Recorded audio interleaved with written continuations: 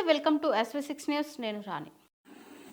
హైదరాబాద్లో సంచలన ఘటన ఆలస్యంగా వెలుగులోకి వచ్చింది. రాష్ట్ర డీజీపీ కార్యాలయంలో అటెండర్గా పనిచేస్తున్న వ్యక్తిని కిడ్నాప్ చేసి 3 రోజుల పాటు నిర్బంధించి తీవ్ర చిత్రహింసలకు గురిచేస్తున్నట్లు కుటుంబ సభ్యులు ఆరోపిస్తున్నారు.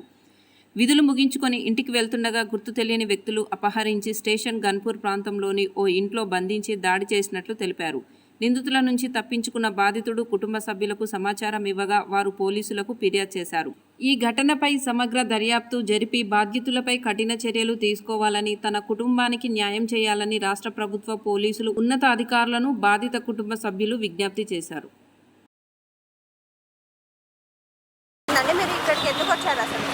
మేడం, ఇట్లా మా డాడీ డీజీపీ ఆఫీస్ లక్డీకపూర్లో అటెండర్గా చాలా ఇయర్స్ నుండి వర్క్ చేస్తున్నారు. 25th నుండి కనిపించటం లేదు మా ఫాదరు. అయితే ఎక్కడికి వెళ్ళిండు అన్న విషయం మాకు క్లియరెన్స్గా లేకపోవడంతో సెక్షన్ ఆఫీసర్ వచ్చేసి ఆఫ్టర్ 2 days తర్వాత రిపోర్ట్ ఇవ్వలేదు, మీ ఫాదర్ వర్క్ చేయడానికి రావట్లేరు, ఇంటిమేషన్ లేదు, ఎక్కడికి వెళ్ళారో మీకేమైనా తెలుసా అని నాకు కాల్ చేసిరు మేడం. మా ఫాదర్కి మేము కంటిన్యూగా కాల్ చేస్తున్నాం. బట్ తను ఏమంటారు, మా మదర్కి హెల్త్ బాగాలేక విలేజ్లో 1 month 10 days నుండి మా మదర్ విలేజ్లో ఉంటున్నారు. మా ఫాదర్ వచ్చేసి ఇక్కడ యూసఫ్గూడ పోలీస్ హెడ్ క్వార్టర్స్లో స్టే చేస్తున్నారు. డైలీ అక్కడ నుండి డ్యూటీకి రావడం, డ్యూటీ దగ్గర నుండి మళ్ళీ క్వార్టర్స్కి వెళ్ళడం, అక్కడే స్టే చేయడం జరుగుతుంది. ఆయన వర్క్ ఏదైనా ఉన్నప్పుడు మాకు కాల్ చేసి మాట్లాడడం జరుగుతుంది. అప్పుడప్పుడు ఇంకా వర్క్ టెన్షన్స్ పైన కాల్ స్విచ్ ఆఫ్ పెట్టుకోవడం, మొబైల్ అట్లాంటివి చేస్తూ ఉంటాడు. మేము 2 days వెయిట్ చేసినాం. 3rd day నైట్కి కాల్ వచ్చింది ఆఫీస్ నుండి, మీ ఫాదర్ డ్యూటీకి రావట్లేరు, రిపోర్ట్ చేయలేదు, లీవ్ లెటర్ ఇవ్వలేదు, ఇంటిమేషన్ లేదు, మీ ఫాదర్ ఎక్కడికి వెళ్ళారు. మాకు కాల్ వస్తే తర్వాత మేము అందరినీ కనుక్కోవడం జరిగింది.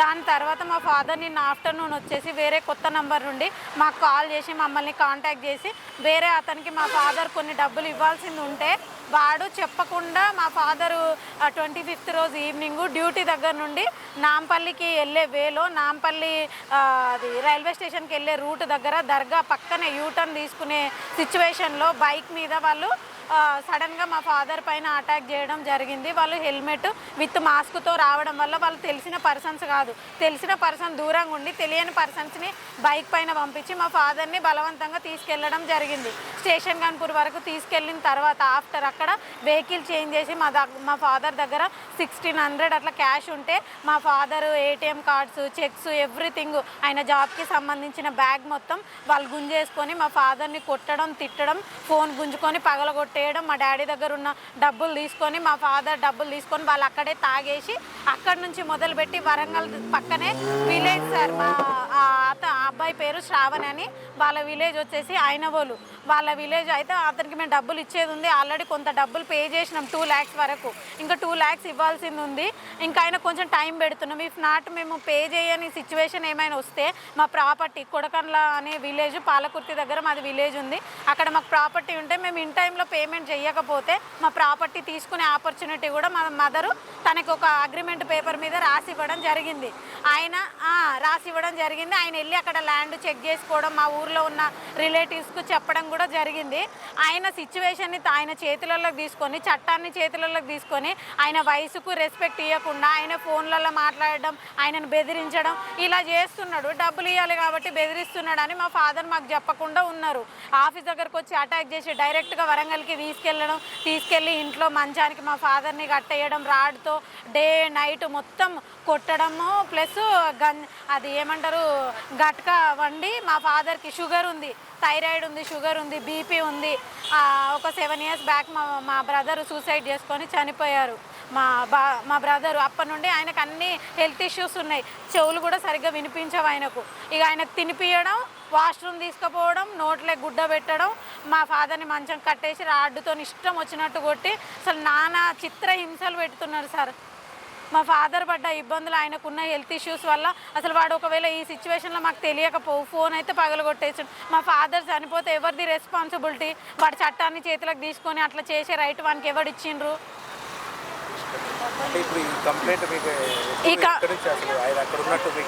మాకు అక్కడ నుండి వేరే అనదర్ నెంబర్ నుండి కాల్ వచ్చింది, మా ఫాదర్ అక్కడ ఉన్నారని చెప్పడం జరిగింది. మేము వెంటనే వెళ్ళి మళ్ళీ అది పక్కన విలేజ్ అవ్వడం వల్ల వాడు మళ్ళీ వచ్చి మా ఫాదర్ని ఏదైనా చేస్తాడన్న టెన్షన్తో వెంటనే మేము వెళ్ళి వెహికల్ తీసుకెళ్ళి మా ఫాదర్ని హైదరాబాద్ తీసుకురావడం జరిగింది. సైఫాబాద్ PS లో కంప్లైంట్ ఇవ్వడం కోసం వచ్చాం. మేము వెళ్ళి తీసుకురా రాలేదు. వాడు ఏదో తీసుకెళ్ళిన శ్రావణ్ అనే అతను ఏదో ఫంక్షన్ ఉందని తను బయటకు వెళ్ళడం జరిగిందంట. వాళ్ళ మదరు కరెంట్ ఆఫీస్లో వాళ్ళ ఫాదర్ చనిపోతే వాళ్ళ ఫాదర్ జాబ్ తను చేస్తుంది. అయితే ఆఫీస్ దగ్గర నుండి అర్జెంటుగా వర్క్ ఉందమ్మా నువ్వు ఆఫీస్కి రాని ఆమెకు కూడా కాల్ రావడం వల్ల ఇంట్లో ఇద్దరు లేకపోతే మా ఫాదరు కిటికీ ఓపెన్ చేసుకొని దాంట్లో నుండి దూకి పక్కన విలేజ్కి రావడం జరిగింది. వచ్చి మాకు కాల్ చేసి ఇంటిమేషన్ ఇచ్చారు. ఇట్లా చేసిండు, నన్ను ఎత్తుకొచ్చి 3 days అవుతుంది, టార్చర్ చేస్తుండు, నన్ను ఇట్లా కొడితే బట్టలు మొత్తం చినిగిపోయి ఉన్న బట్టలకు మొత్తం బ్లడ్ ఏనంట. ఆ బ్లడ్ ఉన్న బట్టలు నువ్వు ఇప్పకపోతే నిన్ను అది గడ్డపారతో పొడిచి చంపేస్తా అని బ్లాక్మెయిల్ చేసి మా ఫాదర్ బలవంతంగా మా ఫాదర్ని బట్టలు ఇప్పించిండంట. ఇప్పించి వాళ్ళ ఇంట్లోనే పెట్టుకుండంట. నిన్ను 3 రోజులలో చంపేసి మీ ఊర్లో వరేసి వస్తాను, నిన్ను అడిగేటోళ్ళు ఎవరు ఉన్నారు, నిన్ను చంపినా ఎవరు వచ్చి అడగరు, నీకు అడిగే దిక్కు ఎవరు లేరని అట్లా బ్లాక్మెయిల్ చేసి మా ఫాదర్ని అట్లా చేసిండు. ఆయన గతం నుంచి కూడా మా ఫాదర్ని ఎప్పటి నుంచో ఇబ్బంది పెట్టడం జరుగుతుంది. డబ్బుల కోసం ఇప్పుడు ఈరోజు మా ఫాదర్ ప్రాణాలు తీయడానికి కూడా వాడు వెనకాడట్లేడు. అట్లాంటి వాళ్ళను వీళ్ళు కస్టడీలోకి తీసుకొని మాలాంటి వాళ్ళకి ఎప్పుడు హెల్ప్ఫుల్గా డిపార్ట్మెంట్ ఉంటుందన్న హోప్తోని మేము ఇక్కడ కంప్లైంట్ ఇవ్వడానికి రావడం జరిగింది. తెలుసు బాధ్యత గల సమాజంలో ఒక పోలీస్ వ్యవస్థలో పనిచేస్తున్న వ్యక్తికే ఇంత సెక్యూరిటీ సేఫ్టీ లేకపోతే ఇప్పుడు జనరల్గా తిరిగే హ్యూమన్ బీయింగ్స్ వచ్చేసి ఇప్పుడు వాళ్ళ డిపార్ట్మెంట్లో ఉన్న వాళ్ళని వాడు తీసుకొని వెళ్ళి వాడు ఇంత టార్చర్ చేసే అంత ధైర్యం వాని దగ్గర ఉందంటే వానికి ఎట్లా అంటే ఇంకోసారి వెనక్కి తిరిగి వాని జీవితంలో ఇంకొకరి వైపు చూడడానికి కానీ ఇంకొకటి ఏదైనా చేయడానికి కానీ మనకి చాలా భయం ఉండే అంత పనిష్మెంట్ డిపార్ట్మెంట్ వాళ్ళు ఇవ్వాలని మేము చాలా మా ఫ్యామిలీ తరఫున చాలా రిక్వెస్ట్ చేస్తున్నాం సార్. మా ఫాదర్కి వినిపించదు. కనీసం తన తండ్రి చనిపోయి 3 years అవుతుంది. తన తండ్రి తర్వాత మా డాడీ కూడా తండ్రి అని ఆలోచించకుండా వాడు పనిష్ చేయడం ఎంతవరకు కరెక్టు. వాళ్ళ మదరు ఆమెకు కూడా కాళ్ళ ప్రాబ్లం ఉంది. తను కూడా నోట్లో గుడ్డ పెట్టడం తీయడం కొడుతుంటే అసలు బ్లడ్ అయితే బాడీ అసలు కమిలిపోయింది. ఒంట్లో సందు లేదు. రాడ్డుతోని 2 కాళ్ళు కట్టేసి 2 చేతులు మంచానికి కట్టేసి పండబెట్టి ఇష్టం వచ్చినట్టు కొడితే ఇట్లా చచ్చిపోతే మా పరిస్థితి ఏంది? 2 లక్షల కోసం మనుషుల ప్రాణం తీసే రైట్ వానికి ఎవడిచ్చిండు? వాళ్ళ అమ్మ ఆయన వాళ్ళ ఇంట్లో ఇద్దరే ఉంటారు. ఆయనకు అసలు పెళ్ళి అవ్వలేదు. వాడు చాలా సైకో అంట, మంచోడు కాదట. సొసైటీలో వాని గురించి ఎవరు అడిగినా వాడు ఒక పెద్ద డేంజర్ క్యాండిడేట్, వాడు ఒక పిచ్చోడు, మెంటలోడు, వాడు మంచోడు కాదు అట్లా 2-3 సార్లు మా ఇంటికి వచ్చి బెదిరించి మా ఫాదర్ని ఇంట్లో వాడు కొట్టిపోవడం కూడా జరిగింది. కానీ మనకి డబ్బులు ఇవ్వాల్సింది ఉంది కదా, ఏదో ఒక రోజు ఇస్తాము, ఇచ్చిన తర్వాత మనతో ఏదైనా మాట్లాడవచ్చు అని మేము అనుకున్నాము. ఇప్పుడు సడన్గా అన్ఎక్స్పెక్టెడ్గా మాకు తెలియకుండా ఇట్లా చేసిండు. ఇప్పుడు వాడు మా ఫాదర్ని చంపేస్తే మా పరిస్థితి ఏంది? అట్లాంటి వాళ్ళని చట్టం ఖచ్చితంగా వాడిని పనిష్మెంట్ అంటే అసలు వాడిని అసలు మా ఫాదర్ని వాడు చంపే అంత ధైర్యం చేయాల్సిన అవసరం వానికి ఏముంది? 2 లక్షల కోసం మనుషుల ప్రాణం తీసి అంత హక్కు వానికి ఎక్కడిది? తక్షణమే డిపార్ట్మెంట్ వాళ్ళు ఏదైనా మా ఫ్యామిలీ సపోర్టు తీసుకొని వాళ్ళకి కావాల్సిన సపోర్టు మేము ఇస్తాం, మా ఫాదర్ విషయంలో మాకు హెల్ప్ చేస్తారని మేము సైఫాబాద్ పిఎస్కి వచ్చి కంప్లైంట్ ఇవ్వడం జరిగింది. అక్కడ పోలీస్ స్టేషన్కి వెళ్ళారు. కంప్లైంట్ ఎందుకు తీసుకొని అన్నారు?